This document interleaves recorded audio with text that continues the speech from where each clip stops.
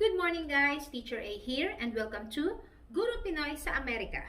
So for today, ang lesson natin ay nasa Module 1, Week 1 and 2 ng Grade 8 Math, which is all about factoring. So yung factoring ay kabaligtaran ng special product formulas na pinag-aralan natin nung nakaraan.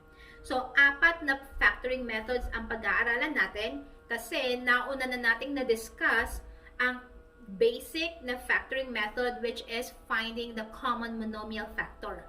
So today, ang pag-aaralan natin ay una, difference of two squares. Second, sum and difference of two cubes. Pangatlo, perfect square trinomials. And yung pang-apat ay ang general trinomials. So simulan na natin sa una. Ito yung tinatawag na difference of two squares. Kapag sinabing difference of two squares, from the title itself, binomial siya na kung saan yung operation na involved ay subtraction. Again, subtraction lang, hindi siya pwedeng addition. And then, yung bawat term sa binomial ay pwedeng kunin yung square root. Ibig sabihin, yun yung number or letter na kapag minultiply sa sarili, yung sagot ay ang term na nasa binomial. So, paano ba yon? So, ito yung pinaka-pattern niya o yung pinaka-formula. Halimbawa, meron tayong x squared minus y squared. So, magiging sagot natin dito ay x plus y, x minus y. So, paano yon? Ganito lang yon. Step 1, kunin natin ang square root ng first term. So, ang first term natin ay x squared. So, ano ba ang square root ng x squared? Para makuha ang square root ng variable na may exponent, kunin yung letter or yung variable na x. Tapos, yung exponent niya, i-divide nyo lang siya sa 2. So, 2 divided by 2 ay 1. Therefore, ang square root ng x squared ay x to the first or simply x. So, isulat mo siya, x tsaka x. And then, kunin natin yung square root ng second term. So, ganun pa din. Kung variable siya or letter, kopyahin si letter or si variable, and then, i-divide sa 2 yung exponent. So, 2 divided by 2 ay 1. So, therefore, ang square root niya ay y to the first power or simply y. So, y and y. And then, ang magiging final answer, dalawang binomials, isang plus, isang minus. Okay? So, ganito lang kasimple ang gagawin natin. So, example. Halimbawa, meron tayong 4 minus x squared. So again, meron tayong dalawang binomials. First step, kunin natin ang square root ng 4. Anong number na kapag minultiply sa sarili, 4 ang lalabas? So sagot ay 2 kasi 2 times 2 ay 4. So isulat si 2, sulat si 2. Then, isang plus, isang minus. Second step, kunin ang square root ng second term, x squared. So, ang letter natin or ang variable ay x. I-divide sa 2 ang exponent. So, 2 divided by 2 ay 1. So, therefore, ang square root ay x to the first power or simply x. So, we have x and x. Therefore, ang final answer natin ay 2 plus x times 2 minus x. Which means, kapag minultiply natin to, ito ang magiging sagot. Okay? Example number 2. So, what if ang given naman natin ay ganito? 25b to the 4th minus 36. Okay. So, again, meron tayong dalawang binomials. So, first step, kunin natin ang square root ng first term. So, yung first term natin, meron tayong numerical coefficient na 25, tapos meron tayong literal coefficient na b to the 4th. So, kunin natin muna ang square root ng 25.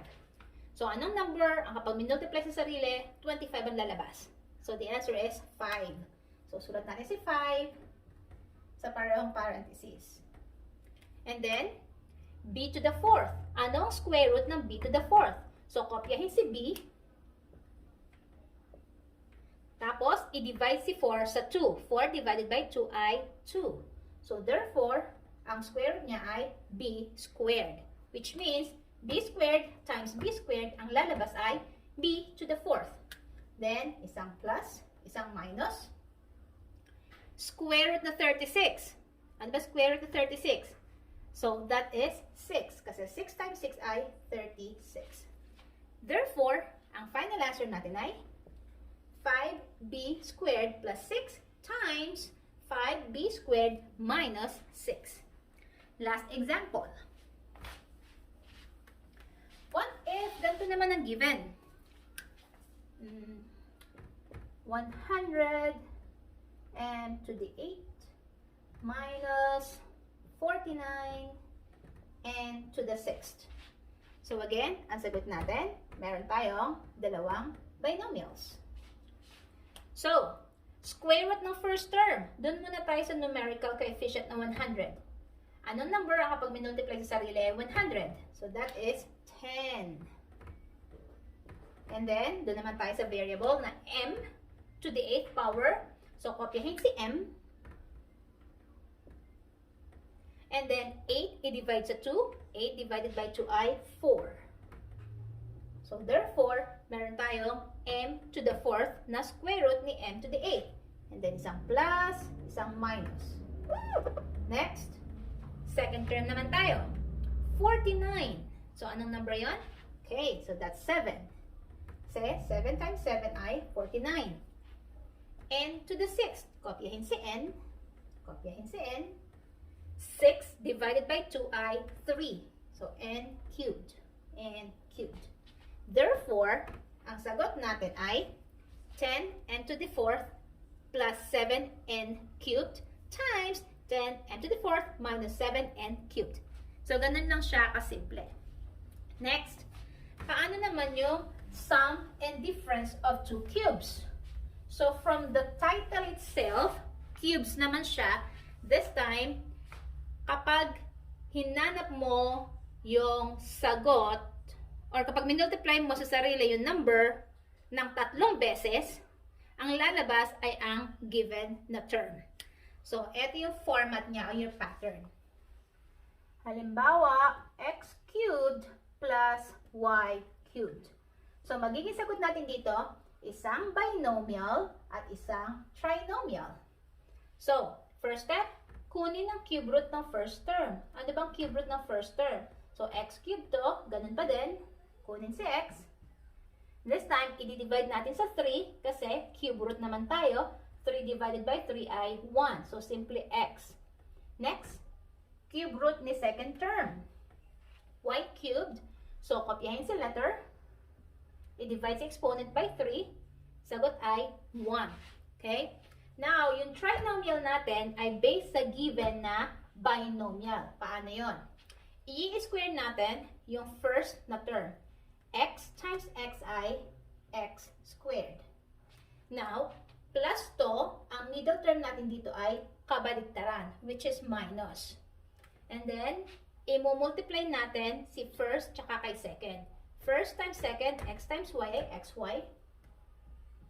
And then, i-multiply natin yung second term sa sarili niya. Y times y ay y squared. So, therefore, ang magiging sagot natin ay ganito. X plus y times x squared minus xy plus y squared. Now, paano naman kung difference of two cubes? So, ito yung pattern. X cubed minus y cubed. So, ganun pa din. Magkakaiba lang sila sa sign.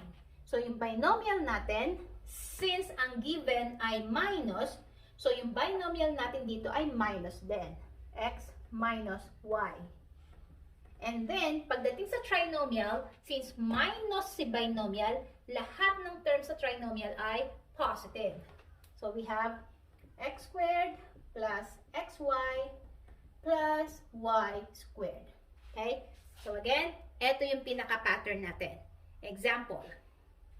Halimbawa, meron tayong 27 plus b cubed. So, paano yan?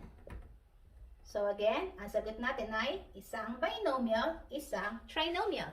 So, first step, kunin ang cube root ng first term. Anong number yung kapag minultiply sa sarili ng 3 beses, 27 ang lalabas? So, the answer is 3.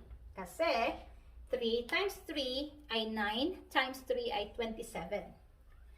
Plus to, so therefore, plus ang ating binomial. Cube root ng b cubed. So, kopyahin si b. I-divide si exponent by 3. 3 divided by 3 ay 1. So, therefore, hindi na siya isusulat. Now, ano naman ang trinomial dito? Again, based yan sa given na binomial. So, first step, i-square natin ang first term. 3 times 3 ay 9. Second step, i-multiply silang dalawa. 3 times b ay 3b. Kaso, magiging minus siya. And then, next step, i-multiply natin si b sa sarili niya. Or i-square natin si b. So, b times b ay b squared. Therefore, ang sagot natin ay 3 plus b times 9 minus 3b plus b squared. Yon. So, medyo mahaba siya, pero madali lang. Next example. This time, minus naman tayo. Difference naman tayo ng 2 cubes. Halimbawa, meron tayong 64 minus, let's say I have m to the 6th power. Yan. So again, ang sagot natin, isang binomial, isang trinomial. So first step, kunin natin ang cube root ng first term, 64. Anong number? Yung kapag minultiply sa sarili, 64 ang lalabas. Okay, that's 4. Bakit? Kasi 4 times 4, 16 times 4 ay 64. Okay?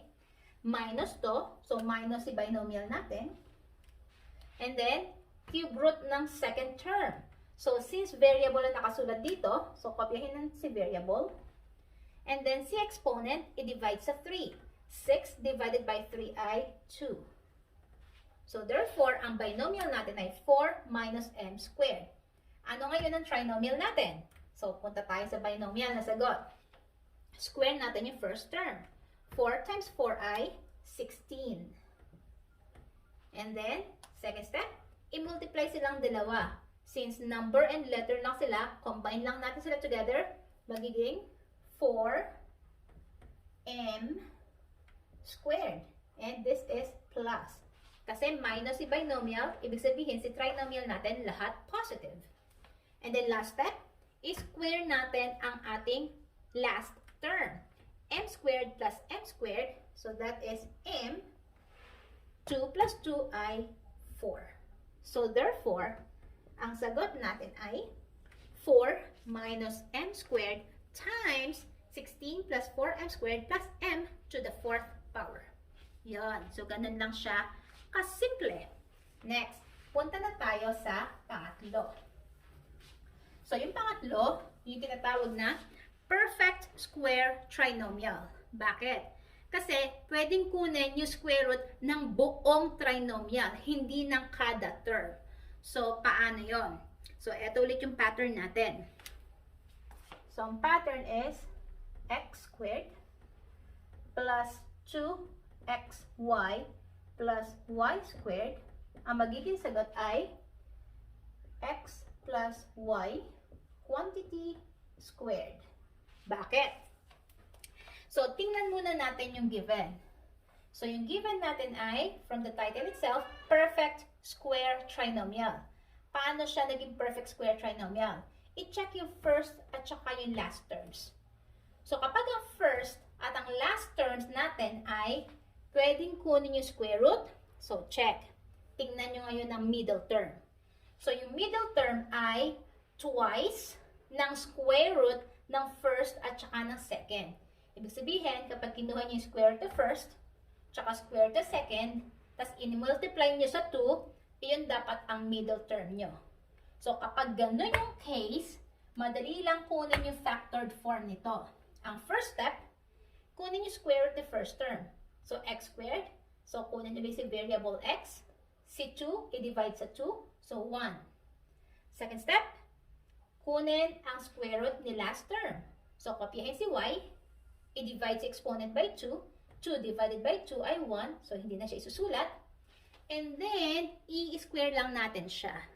So, ibig sabihin nito, ang sagot natin ay pwede ding x plus y times x plus y. So, ito yung or.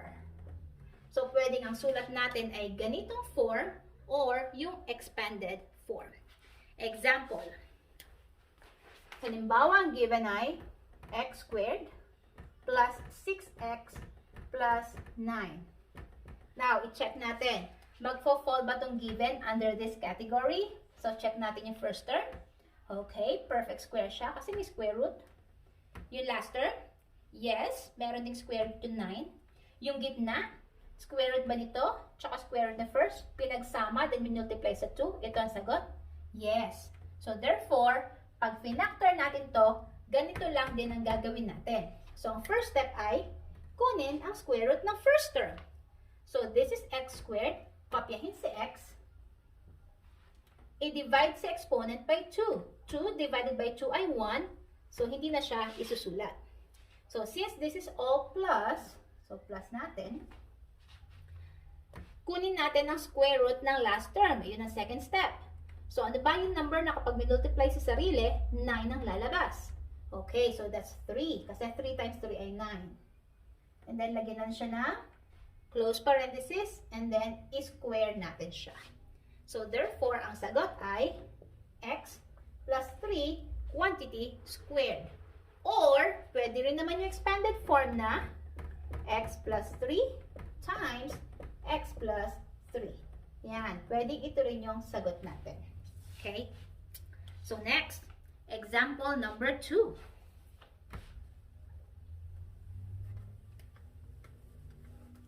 So, this time, let's say meron tayong 4y squared minus 40y plus 100. Yan.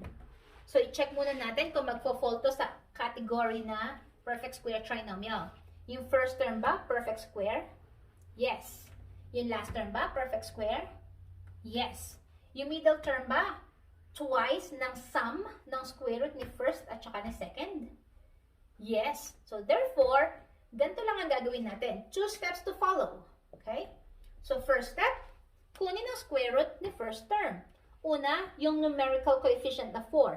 Anong number na kapag minultiply sa sarili, 4 ang lalabas? Okay. So, the answer is 2. Next, doon naman tayo sa variable na y, sa ating literal coefficient. So, y squared, square root niya ay, kunin si letter, i-divide si exponent by 2. 2 divided by 2 ay 1. So, hindi na siya isusulat. Now, since ang middle term natin ay negative, therefore, negative din yung second term natin sa ating binomial. Second step, kunin natin yung square root ng last term. Anong number na kapag minultiply sa sarili, 100 ang lalabas. Okay, so that's 10. And then, don't forget na i-square natin siya. So, therefore, ang sagot natin ay 2y minus 10 quantity squared. Or again, pwede yung expanded form na 2y minus 10 times 2y minus 10. Yan. Kahit alin sa dalawa, tama yung sagot. Okay? And last example. Last example natin. What if ang given natin ay ganito? Let's say 25b to the fourth minus 60b squared d plus 36d squared. Hala, ang hirap. Hindi. Sundin lang uli natin yung 2 steps. So, first step, kunin natin yung square root ng first term. So, dun muna tayo sa 25. Anong number kapag minultiply sa sarili? 25 ang lalabas? Okay, that's 5. And then, sa literal coefficient naman, kopyahin si b. 4, ang exponent, i-divide sa 2 para kunin yung square root. So, 4 divided by 2 ay 2. Okay? Next, ang middle term natin ay negative. So, negative ang ating second term sa binomial. Second step, kunin ang square root ng last term. Sa 36 muna tayo. Ano ang square root ng 36? Okay, 6 kasi 6 times 6 ay 36. Next, yung d squared naman, kopyahin si d, i-divide ang exponent sa 2. So, 2 divided by 2 ay 1. Hindi na siya isusulat. So, therefore, ito ang ating sagot. We have 5d squared minus 6d quantity squared. Or, ang ating expanded form na 5b squared minus 6d times 5b squared minus 6d. Yan. So, kahit alin sa dalawa, same lang ang answer. Okay? So, punta na tayo sa last factoring method, which is yung tinatawag na general trinomial. So, dito sa general trinomials, ito ngayon ang gagamitan natin ng trial and error method. So, kasi wala siya talagang saktong step na katulad ng ginawa natin. Okay? So, paano yon? Example number 1. X squared plus 5x plus 6. So, ito ang clue. Kapag ang A, kapag sinabing A yung numerical coefficient dito, or wala kayong nakitang number na kasama ni x squared, madali lang siya. Ang gagawin nyo lang, tingnan nyo yung last term. Mag-isip kayo ng dalawang numbers na kapag minultiply, ang sagot ay positive 6. Again, kapag minultiply, ang lalabas ay positive 6. Pero kapag in-add yung dalawang numbers na yon, ang lalabas ay positive 5. So, again, ang magiging sagot natin ay dalawang binomials.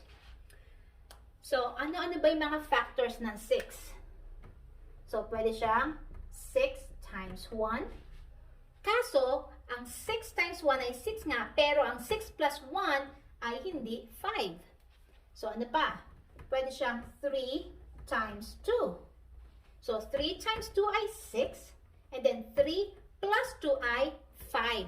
So, therefore, ang last terms natin sa ating binomial ay 3 and 2. So, 3 at saka 2. Okay? So, yun ang pinakamadaling clue na pwede kong ibigay.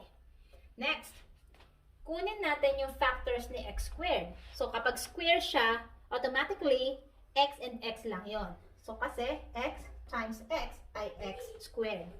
Now, since lahat ng given dito ay positive, at saka nakasulat dito, positive 3 times positive 2 ay positive 6, or positive 3 plus positive 2 ay positive 5. Therefore, ito na ang ating final answer. X plus 3 times x plus 2. So, ganun lang kasimple. Sa pang-example, bigyan natin ng negative ang ating given. Y squared minus 2y minus 35. So, again, ang sagot natin ay dalawang binomials. So, tingnan natin yung last term. Negative 35. Ano yung dalawang numbers na kapag minultiply ay negative 35 ang sagot? Wherein, kapag in-add or kinombine together, ang sagot ay negative 2. So, check natin. So, si 7 times negative 5. 7 times negative 5. Okay, negative 35 ang sagot. Check naman natin kapag kinombine siya kung negative 2. 7 plus negative 5 or 7 minus 5, ang lalabas ay positive 2. So, therefore, mali. Hindi ito yung hinahanap natin. So, since tama ang number, mali lang yung sign, pagbalik rin naman natin yung sign. Gawin natin negative si 7 at positive si 5. Negative 7 times 5 ay negative 35. Kaya combine natin to. Negative 7 plus 5 ay negative 2. So, ayun, negative 2. So, therefore, ito ang last two terms ng ating mga binomials. So, negative 7 to, positive 5 to. Now, ano yung first term? Kunin natin yung factors ng ating first term na y squared.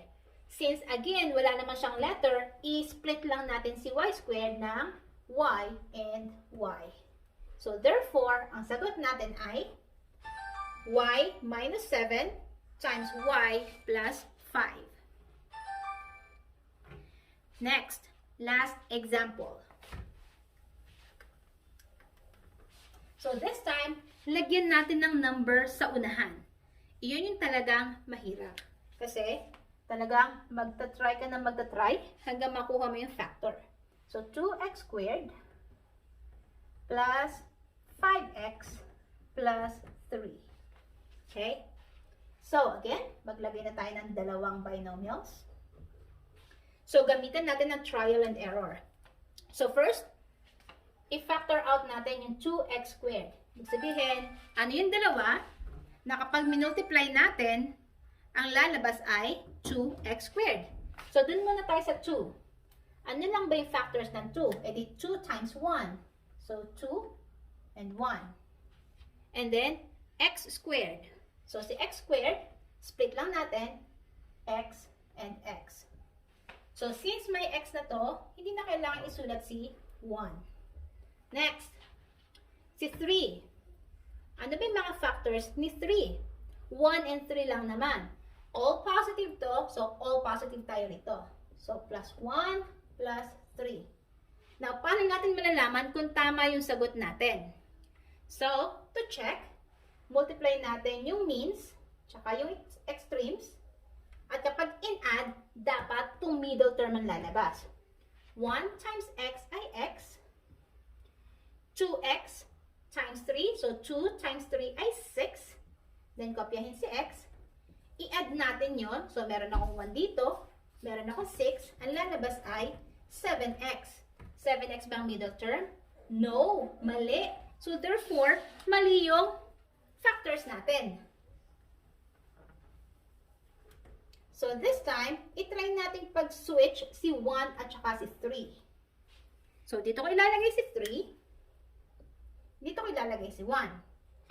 Multiply uli natin yung means tsaka yung extremes para ma-check kung lalabas si 5x. 3 times x ay 3x. 2x times 1 ay 2x. I-add natin sila. 3 plus 2 ay 5. Tapos kopyahin si x. Lumabas ba si 5x? Yes. So, therefore, ito ang sagot. Yan. So, kung natuto kayo sa ating mahabang lesson, I know, kung nagustuhan niyo yung discussion natin, kindly give me a like, pakishare din sa ibang grade 8 para masagutan din nila yung kanilang mga modules. And see you on my next video. Paalam!